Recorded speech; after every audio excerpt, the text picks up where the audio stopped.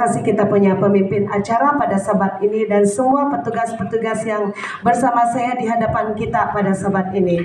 Dan saya ucapkan selamat hari sabat semua. Terima kasih.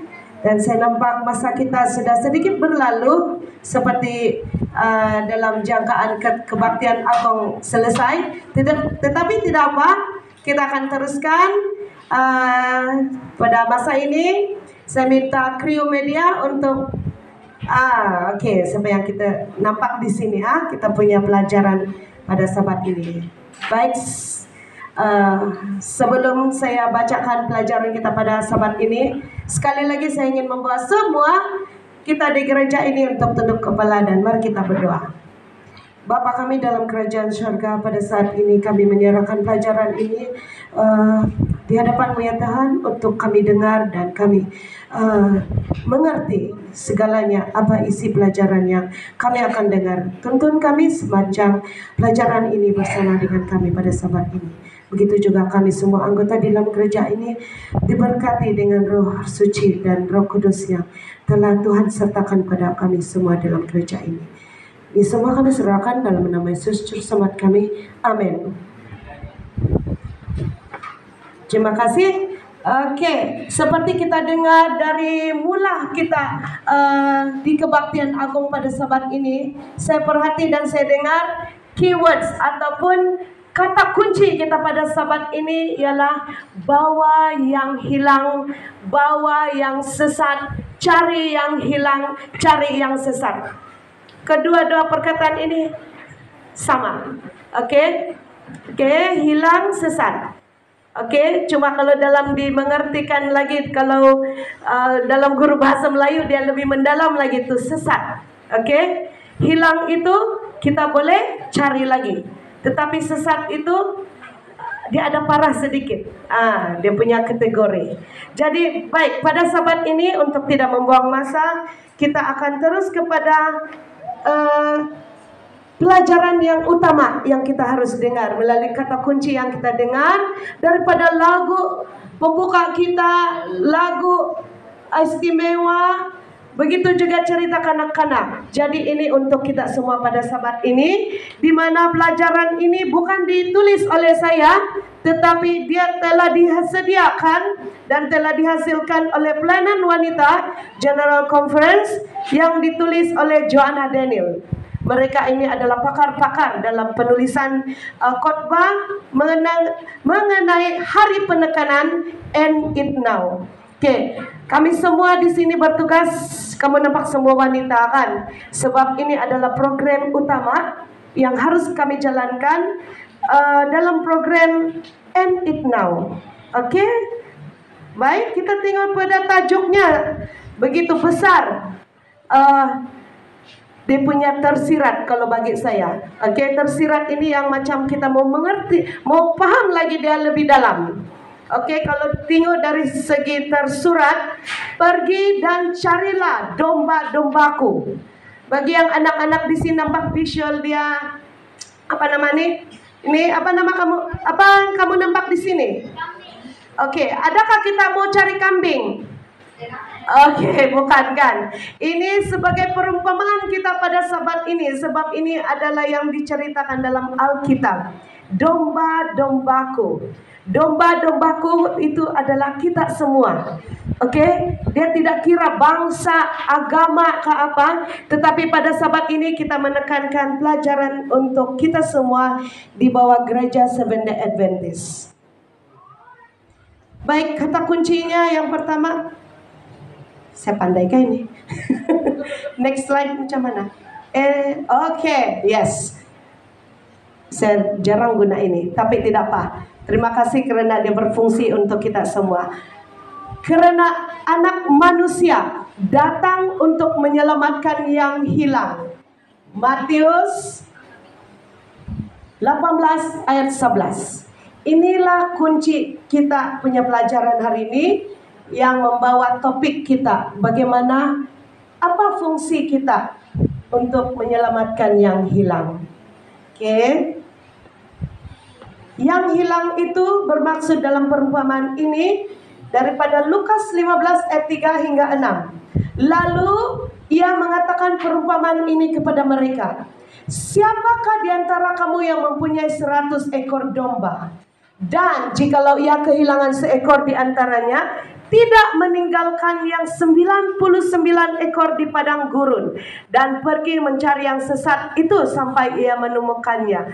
Dan kalau ia telah menemukannya, ia meletakkannya di atas bahunya dengan gembira, dan setibanya di rumah ia memanggil sahabat-sahabat dan tetangganya serta berkata kepada mereka, bersukacitalah bersama-sama dengan aku, sebab dombaku yang hilang itu telah kutemukan. Ini perumpamaan tentang domba. Kalau kita yang berada di sini Tenggilan saja, siapa yang ada kambing, dia sama dengan cerita ini. Siapa yang ada karabau, sama juga cerita. Kalau hilang karabau kamu cari tuh kan? Kamu akan risau. Mana sudah tuh karabau sehari ini tuh? Di mana dia pergi? Begitu. Jadi Oke, begitulah perumpamaan ayat kita pada sabat ini. Bila kita kehilangan seseorang di antara kita, kita mesti cari dia. Kita mesti cari dia sampai dapat. Oke, dan bila kita sudah dapat dia, mereka yang hilang itu atau sesuatu yang hilang daripada antara kita itu, mesti kita akan rasa gembira. Seperti dalam perumpamaan ini, bila dia dapat dia punya kambing dia yang hilang atau dombanya yang hilang, dia terus bobok. Kalau kerbau kami dapat bobok tidak kan? Kamu tarik ayat perkataan utama di dalam ayat ini. Dia sangat menyeru. Ini adalah seruan bagi kita di dalam gereja kita.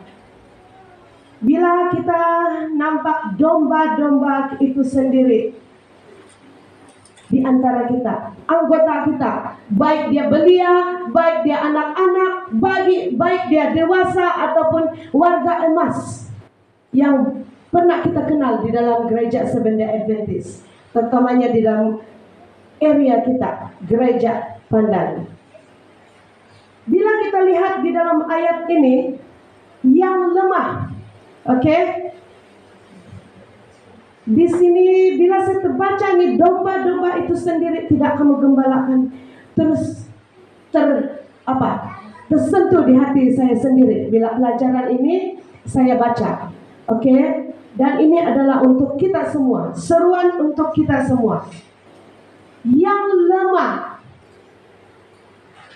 tidak kamu kuatkan, yang sakit tidak kamu obati, yang luka tidak kamu balut, yang tersesat tidak kamu bawa pulang, yang hilang tidak kamu cari. Kita tengok kepada bagaimana supaya ayat ini dapat kita murnikan dalam keanggotaan kita. Anda dan saya diperlukan untuk membantu mencari seekor domba itu yang terpisah dari yang lain. Dalam Roma 12 ayat 10 dan 15, hendaklah kamu saling mengasihi sebagai saudara, saling mendahului dalam memberi hormat. Bersukacitalah dengan orang yang bersukacita, dan menangislah dengan orang yang menangis. Dalam sungguh ayat ini yang diberikan kepada kita semua. Mari kita lihat di sini penjelasannya. Yesaya 61 ayat 1, Roh Tuhan Allah ada padaku. Oleh kerana Tuhan telah mengurapi aku, Ia telah mengutus aku untuk menyampaikan kabar baik kepada orang-orang sengsara dan merawat orang-orang yang remuk hati, untuk memberikan pembebasan kepada orang-orang tawanan dan kepada orang-orang yang terkurung kelepasan dari penjara. Bila kita nampak di sini dalam ayat ini, orang-orang yang terkurung kelepasan dari penjara ini bukan bermaksud yang di dalam penjara, yang dalam lokap tuh, tetapi anggota-anggota kita yang sangat jarang kita dengar, nampak, bukan lagi dengar, nampak di mata di hadapan kita. Jadi apa yang kita harus lakukan? Yesaya 61 ayat 2 juga turut menyatakan kepada kita untuk memberitakan tahun rahmat Tuhan dan hari pembalasan Allah kita untuk menghibur semua orang yang berkabung. Oke, ini saya ingat macam satu lagu. Hari pembebasan, hari pembalasan. Oke. Allah kita ini dia hadir untuk menghibur semua orang yang berkabung. Berkabung di sini bukan bermaksud mereka yang meninggal dia berkabung, tetapi bagi kita di sini berkabung ini bermaksud anggota kita yang lama sudah mungkin dia tidak tergerak lagi hati datang ke gereja. Oke? Jadi inilah kita punya fokus. Kita mau memanggil mereka untuk hadir, dapat bangun semula dan dia punya kerohanian.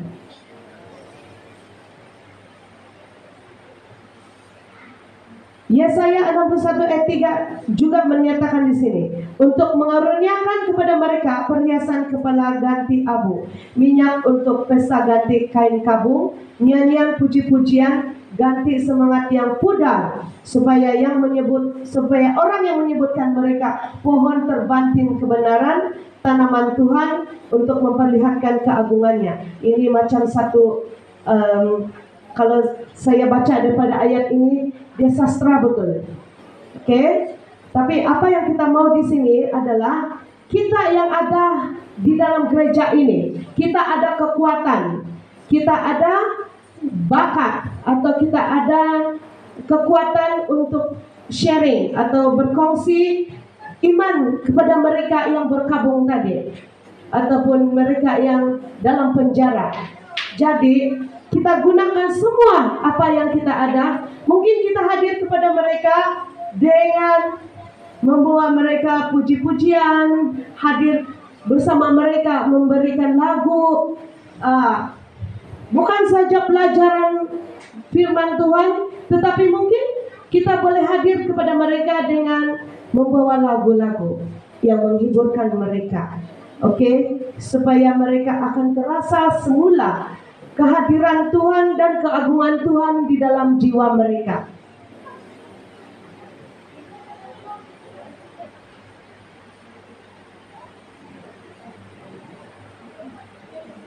Tidak dapat next. Oke, terima kasih kru media. Mazmur 147 ayat 3. Ia menyembuhkan mereka yang patah hati dan membalut luka-luka mereka. Oke, bila kita yang berada di dalam community dalam gereja kita ini, kita harus berserah dan serahkan semua yang bagaimana cara kita mendekati mereka bersama dengan Tuhan, sebab Tuhan akan membimbing kita semua untuk hadir, memberi kekuatan kepada yang lemah, baik kita yang kuat, kita hadir kepada mereka yang lemah. Sebab tujuan Tuhan untuk kita melakukan ini, datang kepada mereka ialah untuk menyembuhkan. Mungkin sebelum ini mereka ada kerisauan ataupun kegelisahan, kemurungan, seperti yang dalam ayat ini, patah hati. Jadi kita mesti menjalankan satu activity yang boleh menyembuhkan luka-luka mereka. Jadi kita menunjukkan bahwa kita ini mengambil berat apabila kita, bila seperti yang kita sudah lakukan dalam gereja kita telah menubuhkan care group ataupun kelompok kecil dan care group, dan juga care group dalam belia, dalam kanak-kanak, dalam jabatan-jabatan yang lain. Saya percaya yang hadir di Likasar itu tuh mereka telah diberi penekanan,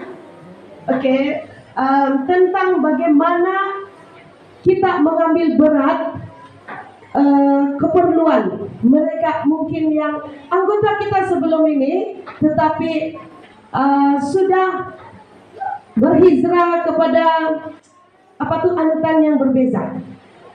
Maksud saya bukan lagi mungkin Seventh Day Adventist, tapi mungkin berhijrah kepada anutan yang tidak seagama dengan kita. Tetapi kita ada poin lagi untuk mendekati mereka supaya mereka masih lagi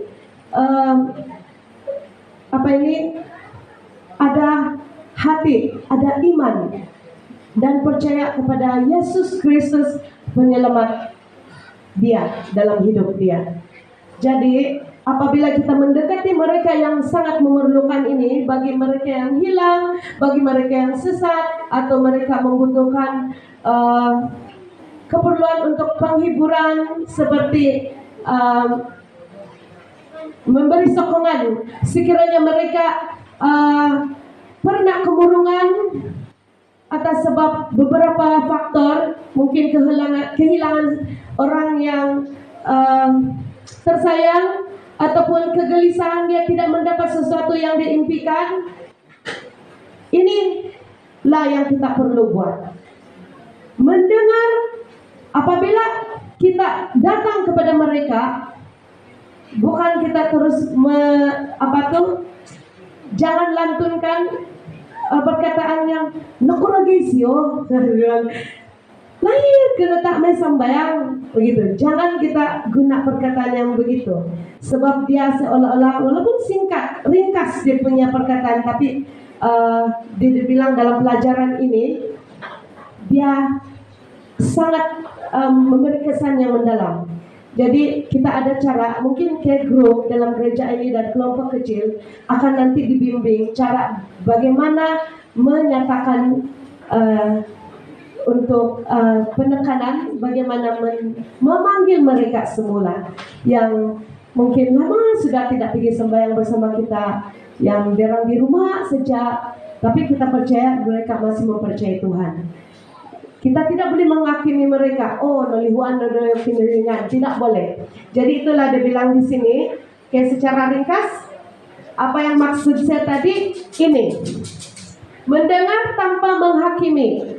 Bila kita datang kepada mereka dan mungkin kita mendengar serasa kayak grup dan juga kelompok kecil, mereka lebih fasih bagaimana untuk mendekati mereka. Dan saya paham kelompok ini dan juga jabatan kayak grup ini dilatih oleh kita punya pastor daerah sendiri sebagai penasihat, bagaimana menyatakan yang terbaik bagi mereka yang kita mau panggil semula bersama kita, bagi mereka yang hilang.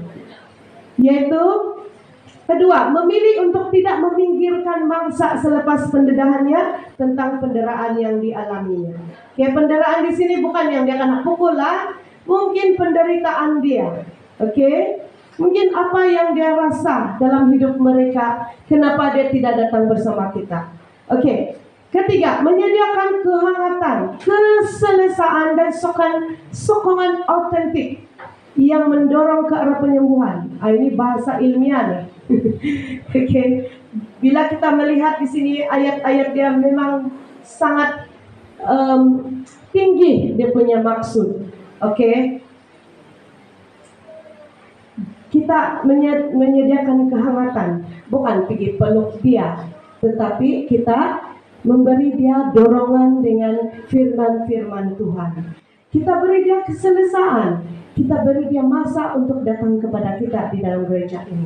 Sokongan autentik, yaitu dorongan yang menguatkan, dan mengelakkan daripada kita memberi ayat-ayat yang melemahkan atau membawa dia mengimbas lagi balik pengalaman pahit dia. Kita beri dia kalau dalam bahasa Inggris bilang positif, positif. Dan kita bersama dia pun mesti bersama mereka yang hilang, mesti ada berpikiran positif. Oke, bukan kita datang kepada mereka, kita ingat dia punya kelemahan lama. Tidak. Ini maksudnya sokongan otentik adalah kesediaan kita memberi dorongan positif kepada mereka yang lemah. Seperti yang dinyatakan di sini, mendorong ke arah penyembuhan. Oke. Seperti yang saya cakap tadi, saya sebut warga emas. Oke.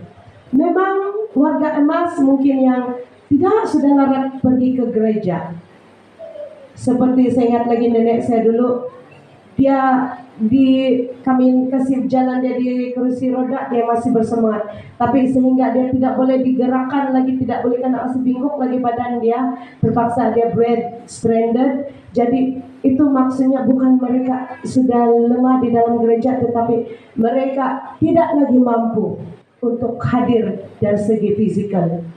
Jadi cara dia, walaupun begitu, dan seingat lagi, terima kasih kepada anggota gereja Pandan, seingat lagi kamu punya sokongan semasa akhir-akhir hayat nenek saya dulu.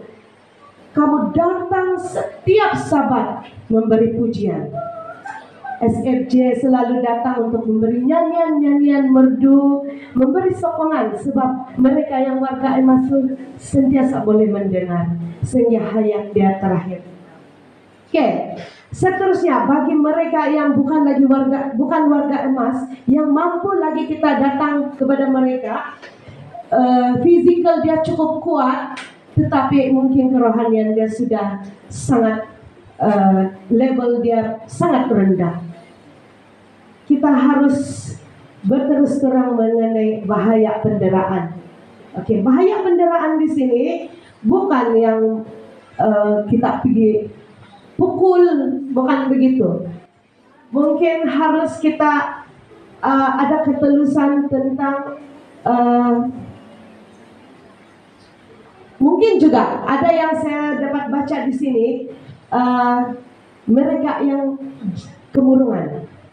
Oke, mereka yang kemurungan akan mendatangkan diri derang tidak lagi disayangi oleh Tuhan.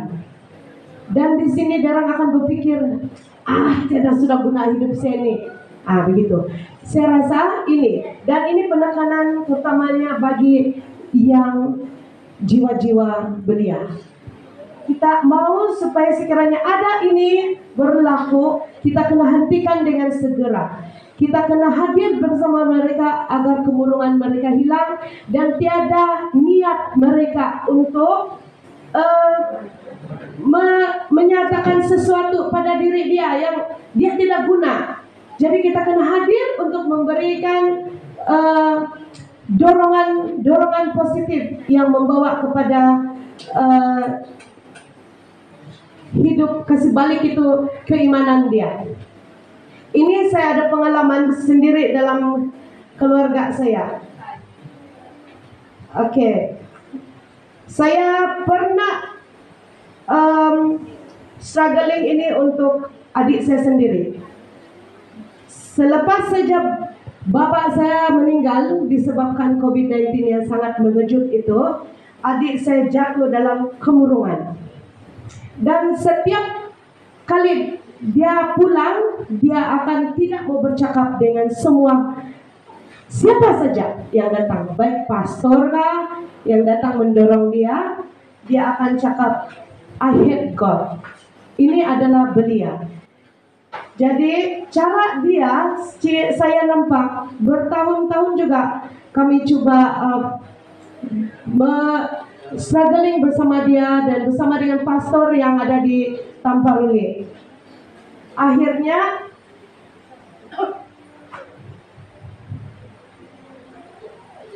terbalik gitu. Cuman di media. Oke. Ya, oke. Dengan ada sokongan, saya pendekkan cerita. Dengan adanya sokongan dan terus semangat, mesti salah satu adik-beradik dia tidak boleh lemah. Kalau kita lemah sama-sama, maka perkara yang ada masalah itu tidak akan selesai. Mesti ada positif di antara kita. Saya pasti di antara kita semua, bukan lagi di antara, semua kita dalam gereja Pandan ini, bila kita ada bersikap positif kepada kita punya anggota yang lama sudah tidak hadir dengan kita, pasti ada penyembuhan. Dan mereka akan terasa didekati. Begitu juga menegaskan bahwa pelaku harus bertanggung jawab. Oke, ini maksudnya bila kita telah mendekati mereka dan ada dia punya langkah-langkah kerja kita untuk mendekati mereka yang harus dibawa semula atau dipanggil semula dalam gereja kita, ataupun mereka sudah jauh daripada, mungkin susah pergi gereja, terutamanya belia. Bila sudah berada di era persekolahan mereka, sekolah-sekolah yang derang hadiri itu mungkin jauh daripada gereja. Oke, saya pun ada pengalaman ini sendiri dulu masa saya di Perlis. Di Perlis langsung tidak gereja SD. Jadi cara saya ialah setiap ujung minggu saya balik pergi Pineng tempat dedi saya, dan saya dapat berbakti. 10 ringgit dia tambah dia. Jadi itu cara. Ini kita rasa ada tanggung jawab. Belia yang adakan rasa tanggung jawab. Tapi belia yang mungkin sebab akan menyebabkan dia sekolah, lepas itu jauh dia punya gereja, dia akan rasa susah untuk hadir ke gereja. Kita kena dorong mereka. Apa cara dia? Oke, mungkin kita di dalam anggota ini, di gereja ini, kita bagi dorongan dia setiap Sabat, mungkin melalui media, bagi ayat-ayat utama dalam Alkitab. Jadi ini maksudnya bagaimana kita harus bertanggung jawab. Banyak lagi penerangan sepatutnya, tapi nanti kita akan ulas di dalam seminar kita di pelayanan wanita nanti yang akan disampaikan oleh Elder Dosi. Tapi saya difahamkan pada Sabat ini tidak akan dijalankan itu seminar. Jadi tidak apa, nanti kita teruskan lagi apa yang kita harus buat di sini. Kita harus berusaha untuk menjadikan gereja kita sebuah community yang selamat. Oke, baik. Untuk itu kita mencari domba hilang. Dia banyak langkah yang harus kita lalui. Dan saya harap ataupun sebagai penekanan dalam pelajaran End It Now, ini adalah kata-kata penting untuk kita. Jika Anda bersikap netral dalam situasi ketidakadilan, Anda telah memilih untuk berada di pihak penindas. Jadi ini cara kita mencari mangsa penderaan bermakna. Kita duduk bersama mereka dan mendengar cerita mereka. Membiarkan mereka menceritakan kisah sebagaimana yang mereka alami, mendengar tanpa berprasangka untuk membuatkan kita lebih selesa, dan mendengar tanpa menghakimi. Mendengar kisah yang diceritakan sebagaimana adanya dan bukan sebagaimana yang kita mahukan. Mengajak mereka ke acara-acara gereja dan duduk bersama di gereja untuk menunjukkan sokongan Anda. Libatkan mereka dalam lingkungan rakan atau kumpulan kecil Anda. Sentiasa ada dengan mereka dan untuk mereka. Ini adalah cara kita. Bagaimana kita memberi sokongan yang penting untuk domba-domba yang hilang. Apabila kita menghadapi reality isu ini, bagaimana kita boleh membantu?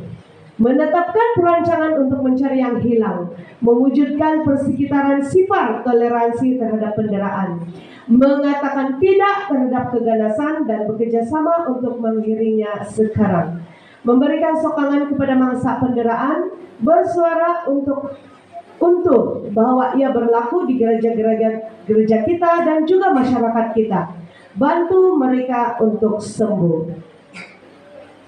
Dalam Yehezkiel 34 ayat 5 dan 6. Dengan demikian mereka berserak oleh kerana gembala tidak ada, dan mereka menjadi makanan bagi segala binatang di hutan. Domba-dombaku berserak dan tersesat di semua gunung dan di semua bukit yang tinggi.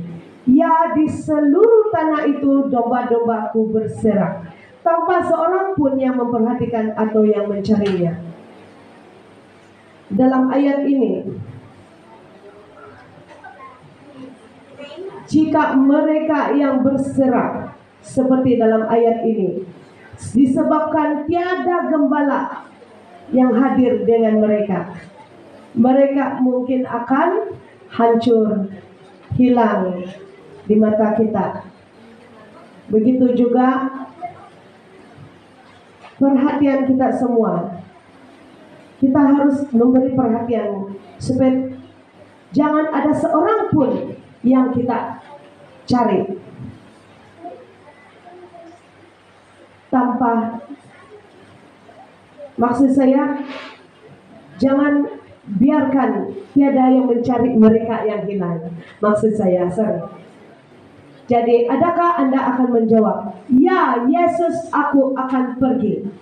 Mari kita semua menyahut ini. Ya Yesus, aku akan pergi. Sama-sama kita buat.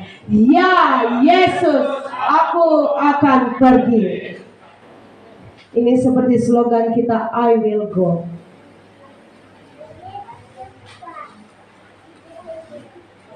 Saya rasa ini adalah pelajaran terakhir dan slide yang terakhir.